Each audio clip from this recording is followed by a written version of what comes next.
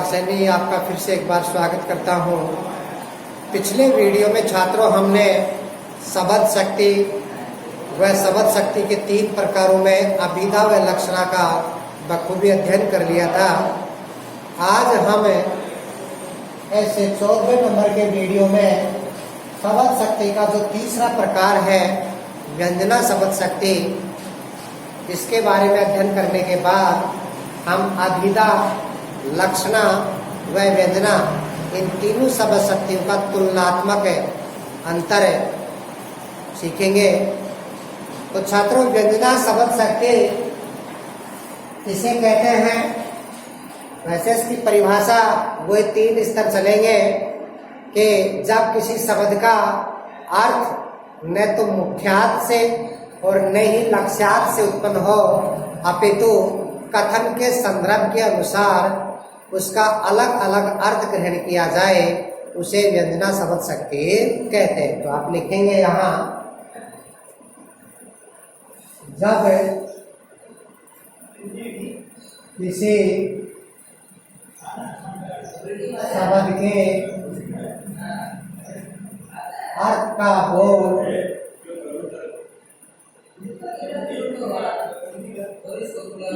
न तो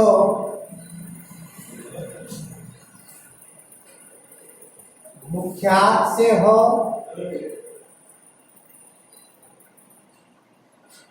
और न ही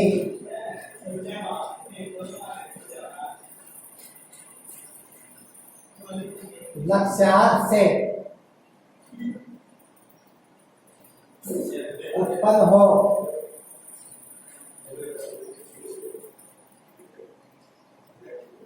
अपितु कथन के संदर्भ के अनुसार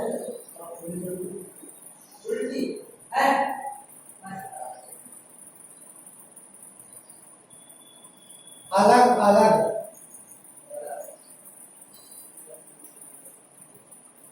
अर्थ उत्पन्न हो, वहाँ वह शब्द व्यंजक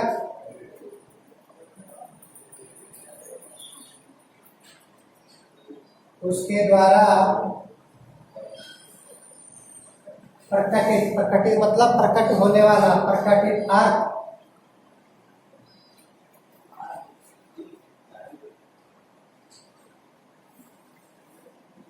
व्यंग्यार्थ तथा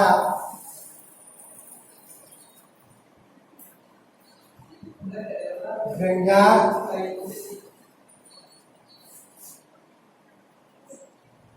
ग्रहण करने की शक्ति को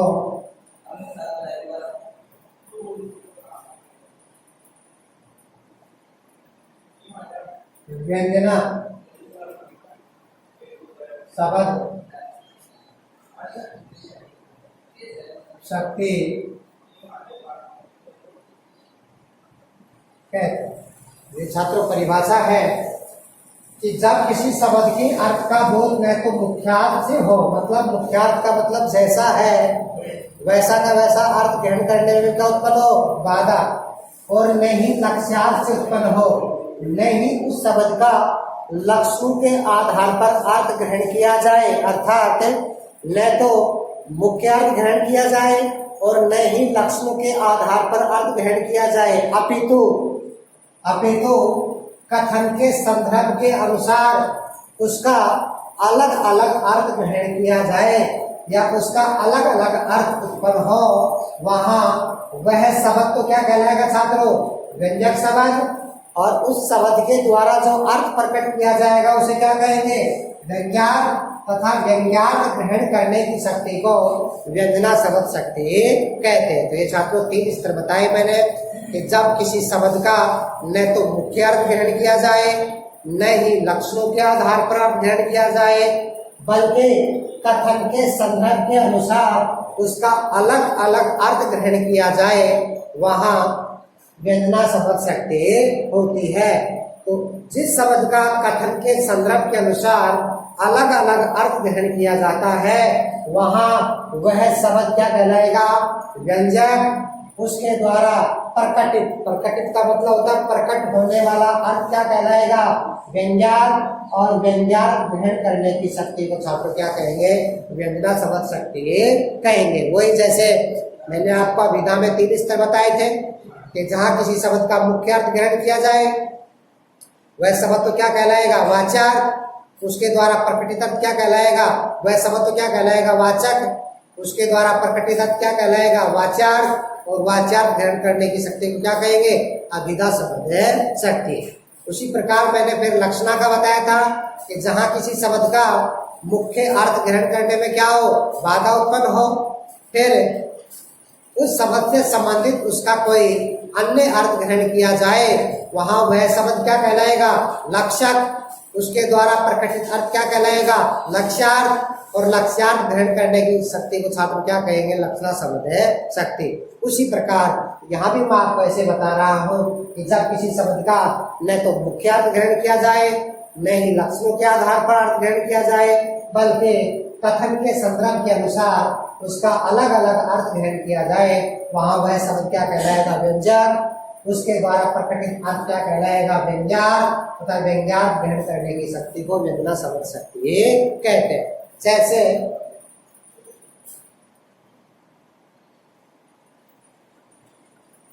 एक उदाहरण छात्र इसका, सूरज डूब गया। एक तो ये उदाहरण देखेंगे और दूसरा उदाहरण है पुजारी ने कहा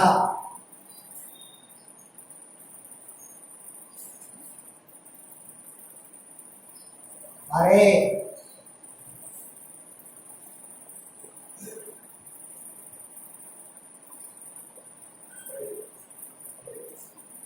संध्या, पुजारी ने कहा अरे संध्या हो गई।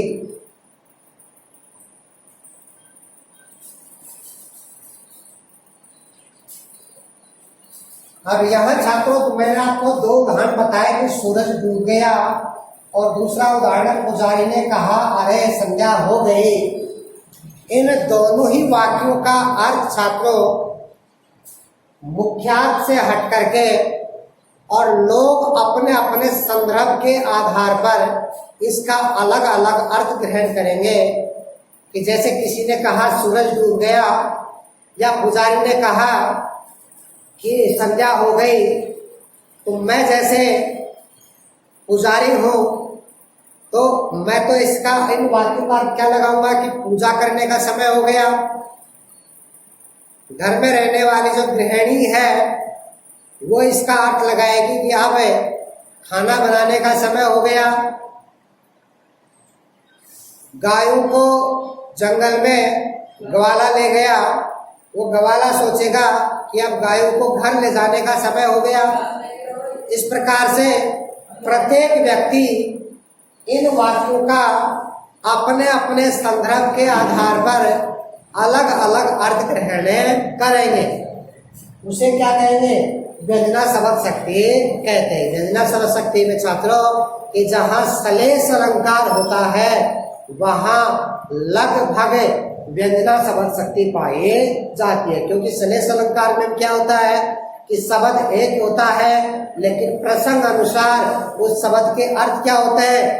अलग अलग होते हैं। उसी प्रकार व्यंजना शब्द शक्ति में भी वाक्य एक होता है। जैसे ये वाक्य एक है लेकिन संदर्भ के आधार पर इस वाक्य का मैंने मेरे हिसाब से अलग अर्थ ग्रहण किया। ग्वाला है वो अपने हिसाब से इसका अर्थ ग्रहण करेगा। अगर खेत में किसान कार्य कर रहा है तो वो अपने हिसाब से इसका अर्थ समझेगा कि अब घर जाने का समय हो गया। ग्वाला सोचेगा कि अब गायों को घर ले जाने का समय हो गया। पुजारी सोचेगा कि अब पूजा करने का समय हो गया।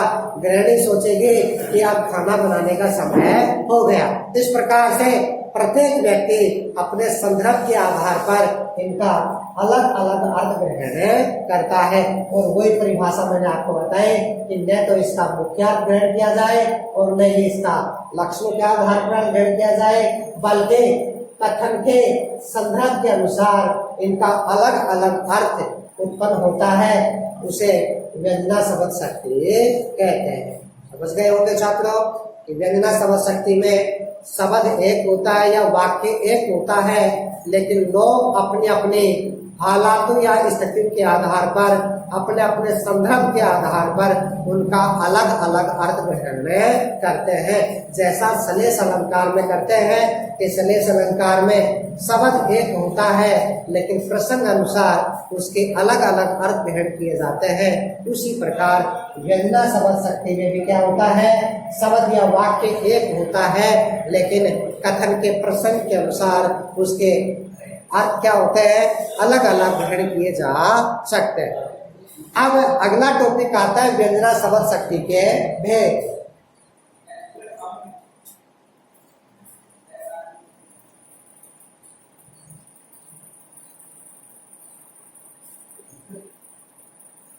व्यंजना शब्द शक्ति के छात्रों मुख्यतः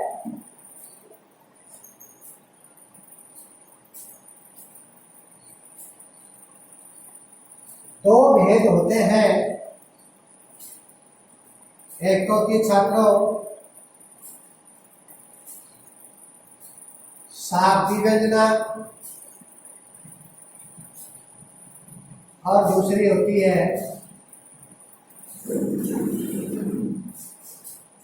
आर्थी व्यंजना शब्द शक्ति।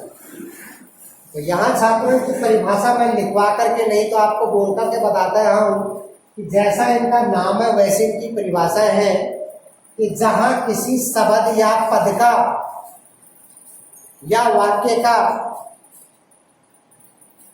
अर्थ शब्द के ऊपर निर्भर करे, या जहां व्यंजना का प्रभाव शब्द के ऊपर निर्भर करे, या यूं कहे कि शब्द विशेष के कारण ही व्यंजना का प्रभाव दिखाई देता है, यदि उस शब्द का पर्यायवाची लिख दिया जाए तो छात्रों व्यंजना का प्रभाव क्या जाएगा, समाप्त हो जाता है। यहाँ मैं एक बात बता रहा हूं तो व्यंजना का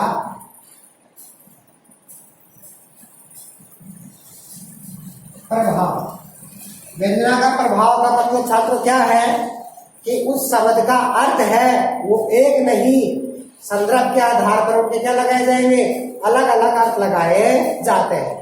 तो यहाँ समझेंगे आप कि शाब्दिक व्यंजना किसे कहेंगे, जहां व्यंजना का प्रभाव किसके ऊपर निर्भर करे, शब्द के ऊपर निर्भर करे, अर्थात शब्द विशेष के कारण ही उस शब्द या उस वाक्य के अलग अलग अर्थ ग्रहण किए जाते हैं। यदि उन शब्दों का पर्यायवाची लिख दिया जाए तो व्यंजना का प्रभाव क्या रहेगा, समाप्त हो जाता है, उसे शाब्दिक व्यंजना शब्द शक्ति कहते हैं। और दूसरा है आर्थी व्यंजना, इसमें भी नाम से स्पष्ट हो रहा है, वहां व्यंजना का प्रभाव किसके ऊपर निर्भर करता है छात्रों, अर्थ के ऊपर। यदि उन शब्दों के पर्यायवाची लिख दिए जाए तो भी उन शब्दों के अर्थ के ऊपर कोई प्रभाव नहीं पड़ता, उसे आर्थिक व्यंजना शब्द शक्ति कहते हैं।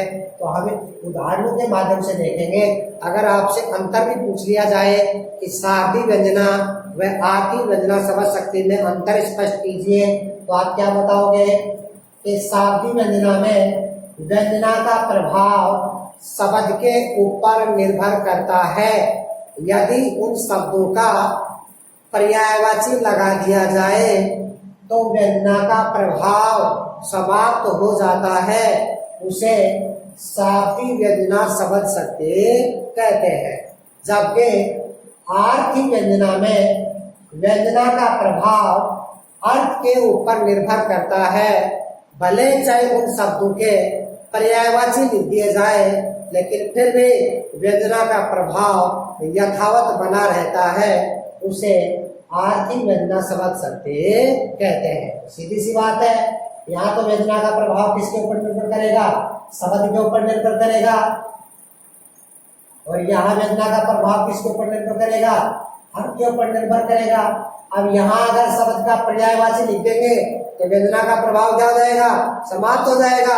और यहाँ वेदना का प्रभाव है किसके ऊपर निर्भर कर रहा है, अर्थ के ऊपर निर्भर कर रहा है छात्रों।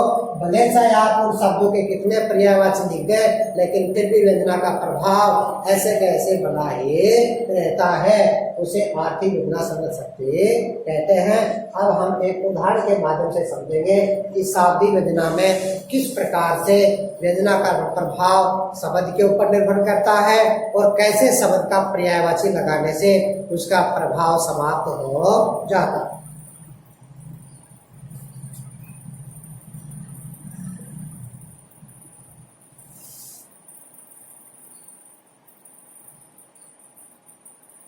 परिभाषा तो आप बता ही दोगे ना कि जहां व्यंजना का प्रभाव शब्द के ऊपर निर्भर हो, यदि उन शब्दों के पर्यायवाची लिख दिए जाने पर व्यंजना का प्रभाव समाप्त हो जाता है, उसे शाब्दिक व्यंजना शब्द शक्ति कहते हैं। जैसे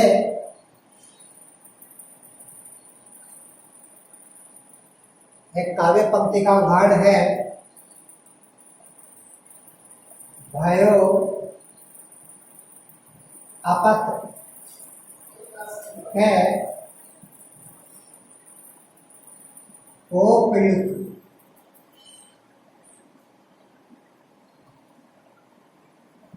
कै बोरे यही काल।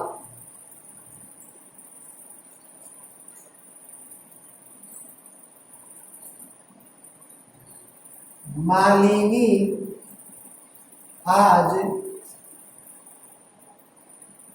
कहे न क्यों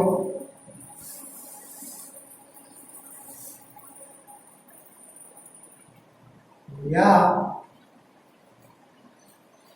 रसाल को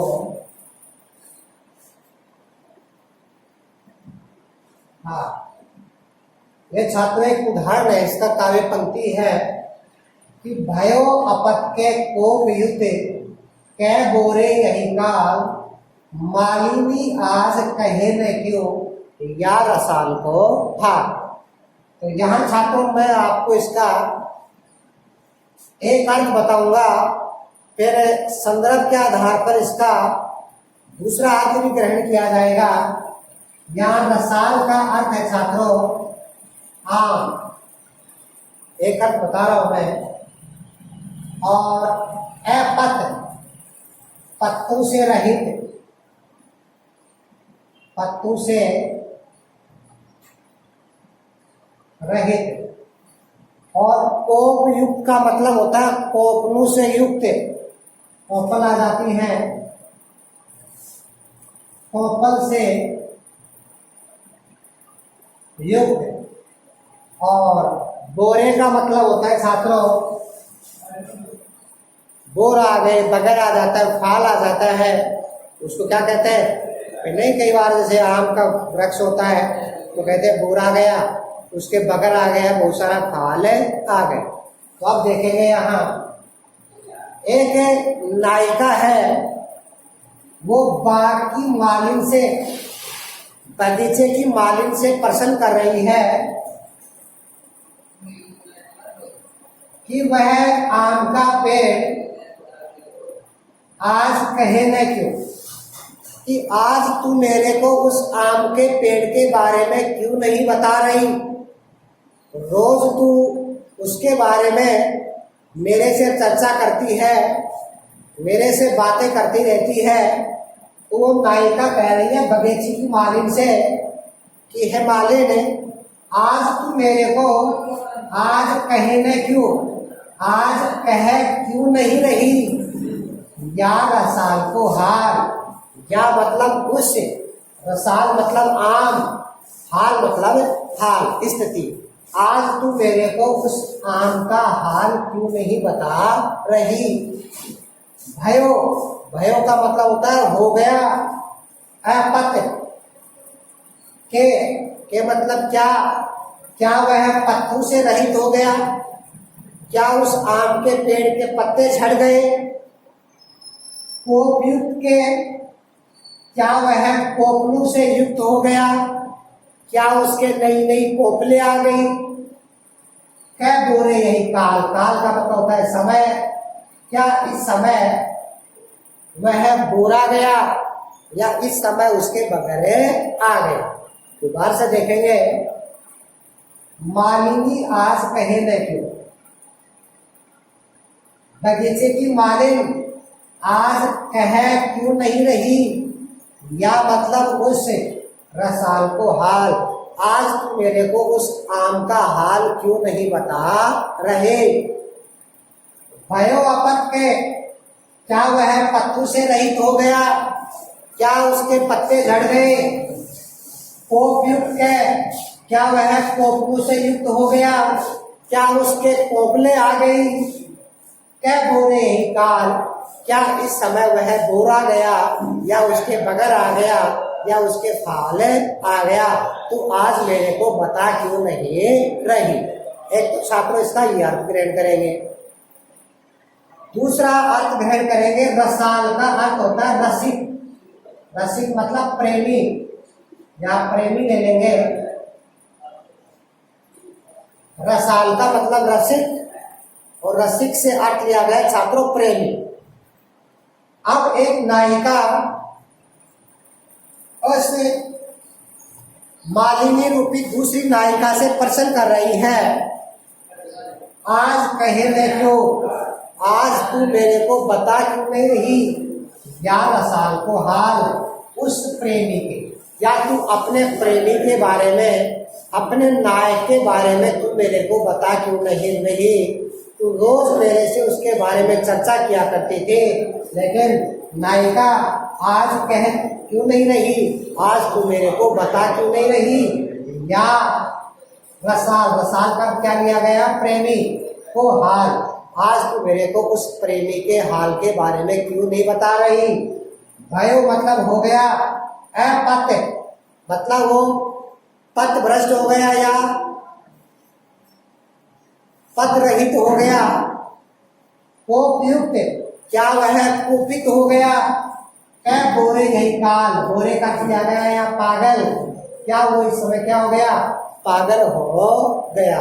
दोबारा से देखेंगे इसका छात्रों कि एक नायिका है, वो दूसरी नायिका से प्रश्न कर रही है, या मालिका लगाया गया है नायिका, कि आज कहने क्यों, तू आज मेरे को बता क्यों नहीं रही, या कह क्यों नहीं रही?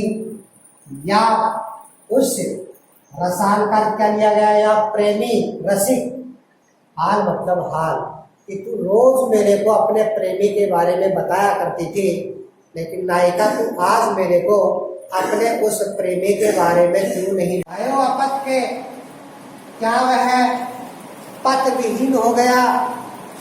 क्या वह लोगों की नजरों में गिर गया? कह कोपयुक्त, क्या वह कुपित हो गया? कह बोरे यही काल, काल का मतलब होता है छात्रों समय, और बोरे का अर्थ लिया गया यहाँ पागल, कि क्या वो इस समय पागल हो गया जो तू मेरे को उसका हाल नहीं बता रही? तो यहाँ छात्रों आप गौर करना कि इस काव्य पंक्ति के दो अर्थ लिए गए हैं। एक तो बगीचे की मालिन से प्रश्न किया गया है कि तू मेरे को आम का हाल क्यों नहीं बता रही? क्या वह पत्तों से विहीन हो गया? क्या उसके कोपले आ गई? क्या वो इस समय बोरा गया है, उसके बगर आ गया है? और छात्रों दूसरा अर्थ लिया गया है इसका, मैंने बताया था ना, कथन के संदर्भ के अनुसार अलग अलग अर्थ ग्रहण किए जाते हैं। तो छात्रों दूसरा अर्थ लगाया गया है कि एक नायिका दूसरी नायिका से प्रश्न कर रही है कि आज तू मेरे को कह क्यों नहीं रही? या का मतलब उस, और रसाल का अर्थ क्या लगाया गया छात्रों यहाँ प्रेमी, कि तू आज मेरे को अपने प्रेमी के बारे में, उसके हाल के बारे में क्यों नहीं बता रही? भयो अपत के, क्या वह हो गया? अपत मतलब पथ विहीन, क्या वह पथ विहीन हो गया या लोगों की नजरों से गिर गया? कोपयुक्त, क्या वह कुपित हो गया है?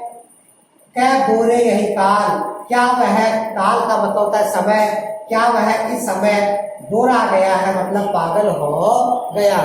इस प्रकार से कथन के संदर्भ के अनुसार छात्रों यहाँ इस काव्य पंक्ति के दो अर्थ लगाए गए हैं। अब देखो मैंने ये बताया था आपको शाब्दी व्यंजना में कि जहां व्यंजना का प्रभाव किसके ऊपर निर्भर करे, शब्द के ऊपर। अब जैसे छात्रों यहाँ रसाल का पर्यायवाची हम आम लिख देंगे, क्या लिख देंगे, आम। मानो इसको हटा दिया और हमने रसाल का पर्यायवाची क्या लिख दिया, आम, तो छात्रों व्यंजना का प्रभाव क्या हो गया, समाप्त हो गया। क्योंकि अब हम वो नायिका वाला अर्थ ग्रहण नहीं करेंगे, अब हम केवल वो बगीचे वाला अर्थ ग्रहण करेंगे, आम वाला अर्थ ग्रहण करेंगे कि एक नायिका बगीचे की मालिन से प्रश्न कर रही है कि तू आज मेरे को आम का हाल क्यों नहीं बता रही। तो व्यंजना का प्रभाव समाप्त हो गया छात्र। यहाँ देखो रसाल का पर्यायवाची आम लिखते ही इस पूरे वाक्य का केवल एक ही अर्थ लगाया जाएगा और पहले से कितने अर्थ लगाए जा रहे थे, दो अर्थ लगाए जा रहे थे, लेकिन रसाल का पर्यायवाची आम लिखते ही व्यंजना का प्रभाव क्या हो गया, समाप्त हो गया। इसलिए इसे शाब्दी व्यंजना शब्द शक्ति कहते हैं। फिर बताता हूं मैं, जहां व्यंजना का प्रभाव किसके ऊपर निर्भर करे, शब्द के ऊपर निर्भर करे, यदि उन शब्दों के पर्यायवाची लिख दिए जाने से व्यंजना का प्रभाव समाप्त हो जाता है, उसे शाब्दी व्यंजना शब्द शक्ति कहते हैं। तो छात्रों समझ में आ गया होगा आपके। अब हम दूसरी देखते हैं, आर की व्यंजना शब्द शक्ति।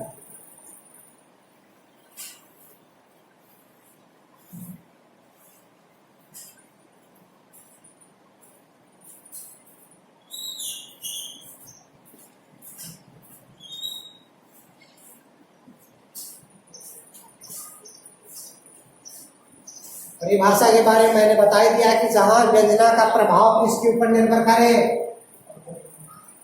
अर्थ के ऊपर। यदि उन शब्दों के पर्यायवाची लिख दिए जाए तो व्यंजना का प्रभाव क्या हो जाता है, समाप्त हो जाता है। उसे आर की व्यंजना शब्द शक्ति कहते हैं। जैसे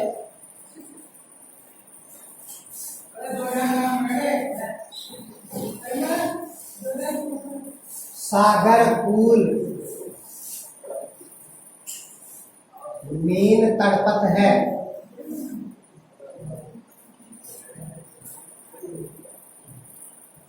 तुलसी होत जल पी। एक उदाहरण छात्रों, सागर कूल मीन तड़पत है, तुलसी होत जल पी।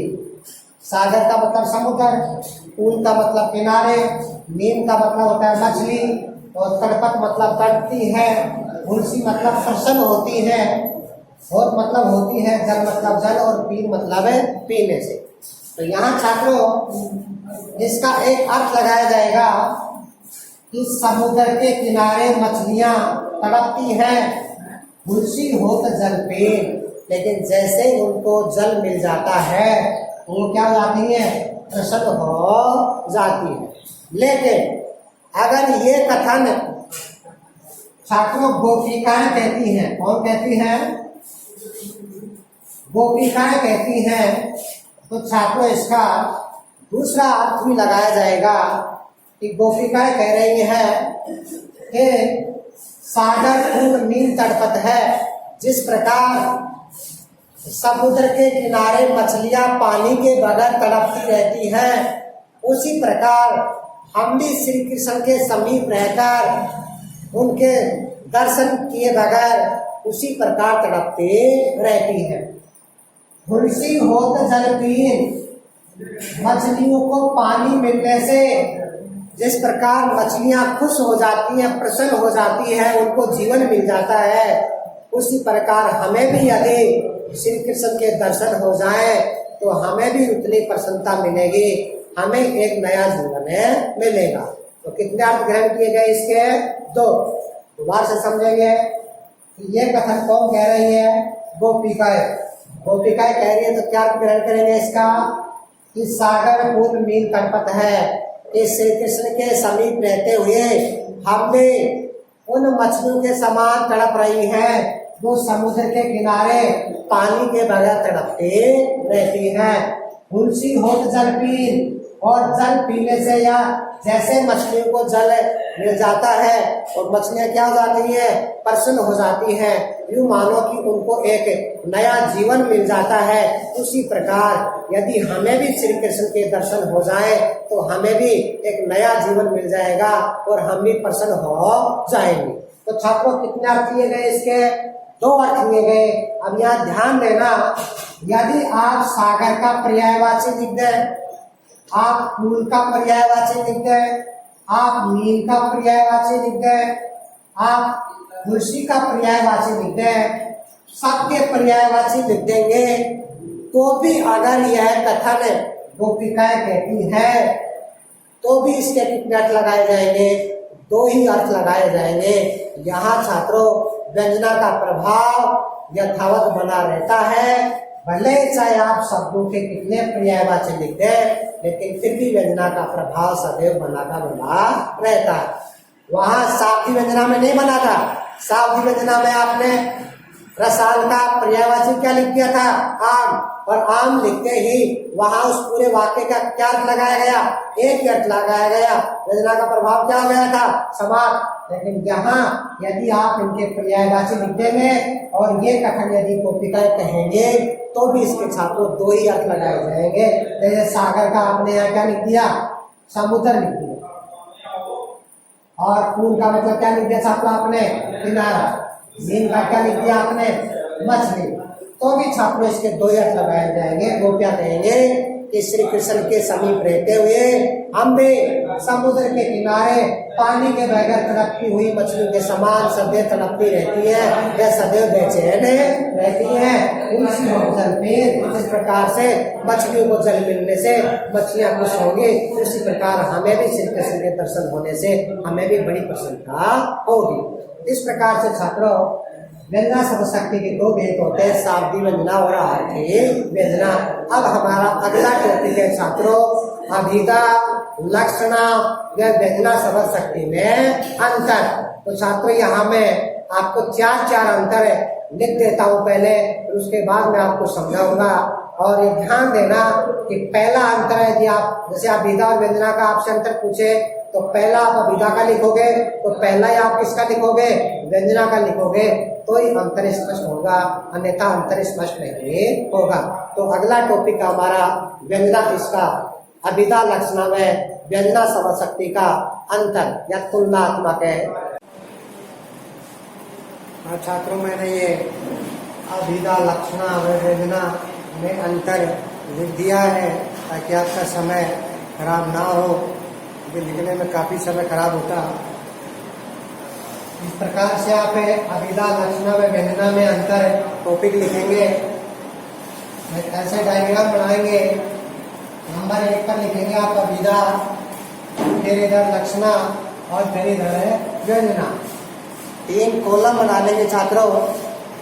तो सबसे पहले आप अभिधा में पहला जो टॉपिक है अंतर का, कि अभिधा में केवल मुख्य अर्थ प्रकट होता है, मतलब जैसा है वैसा का वैसा अर्थ ग्रहण किया जाता है। जबकि लक्षणा में पहला है, जबकि इसमें मुख्यार्थ से हटकर उसी के लक्षण के आधार पर अर्थ निकाला जाता है। और व्यंजना में पहला है, इसमें मुख्यार्थ व लक्ष्यार्थ से भिन्न कोई अन्य अर्थ प्रकट होता है। तो ये छात्रों पहला अंतर है तीनों में। अब आपसे प्रश्न पूछ लिया जाए कि अभिधा व लक्षणा शब्द शक्ति में अंतर स्पष्ट कीजिए, तो छात्रों आप यदि इसका पहला लिखोगे तो आपको इसका भी क्या लिखना पड़ेगा? पहला ही लिखना पड़ेगा। यदि अभिधा और व्यंजना में अंतर पूछे तो आपको इसका पहला और इसका पहला लिखना पड़ेगा। तो ये छात्रों अंतरों में आपस में क्या होगा? टकराव होगा।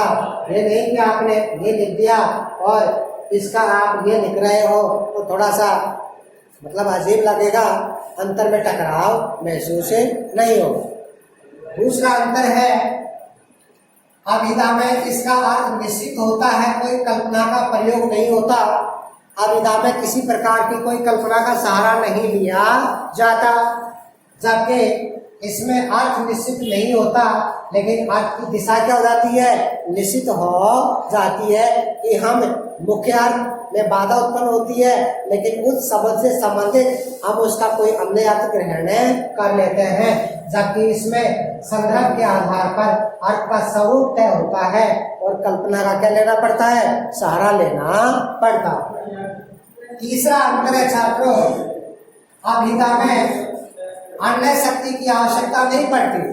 अभिधा शब्द शक्ति में अर्थ ग्रहण करने में हमें किसी दूसरी शक्ति की आवश्यकता नहीं पड़ती, लेकिन लक्ष्यार्थ निकालने में, लक्षणा शब्द शक्ति में अर्थ निकालने में अभिधा शब्द शक्ति की क्या पड़ती है, आवश्यकता पड़ती है, और वेदना शब्द शक्ति में अभिधा व लक्षणा दोनों की आवश्यकता पड़ती है।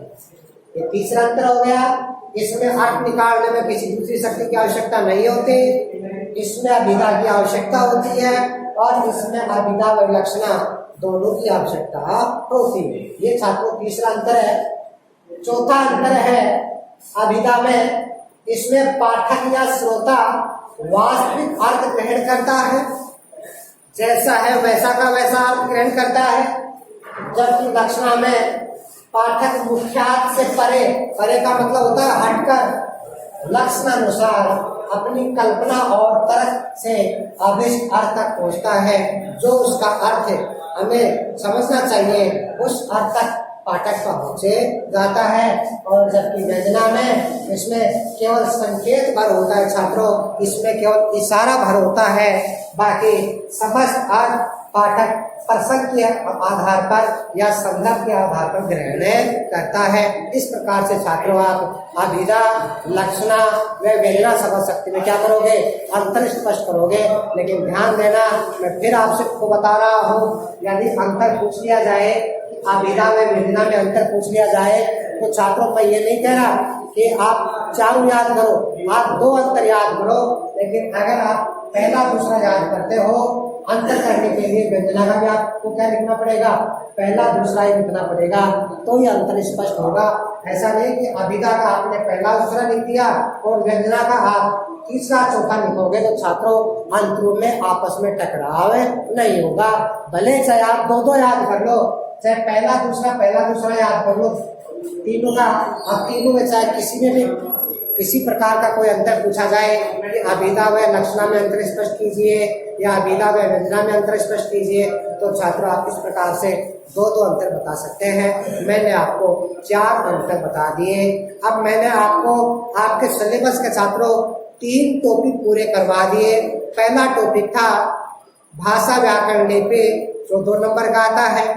दूसरा टॉपिक था छात्रों पद परिचय, वो मैंने आपको संपूर्ण व्याकरण के समस्त नियमों का विकारी का पूरा अध्ययन करवा करके वो पूरा करवा दिया। और छात्रों तीसरा टॉपिक था शब्द शक्ति, वो मैंने आज आपको पूरा करवा दिया। अब अगले टॉपिक में छात्रों हम व्याकरण का जो चौथा टॉपिक है अलंकार, जिसमें आपके सिलेबस में छात्रों 8 प्रकार के अलंकार चलते हैं। उन 8 प्रकारों के अलंकारों का बखूबी परिभाषा सहित उदाहरणों सहित हम अध्ययन करेंगे। आज के वीडियो में छात्रों इतना ही। धन्यवाद।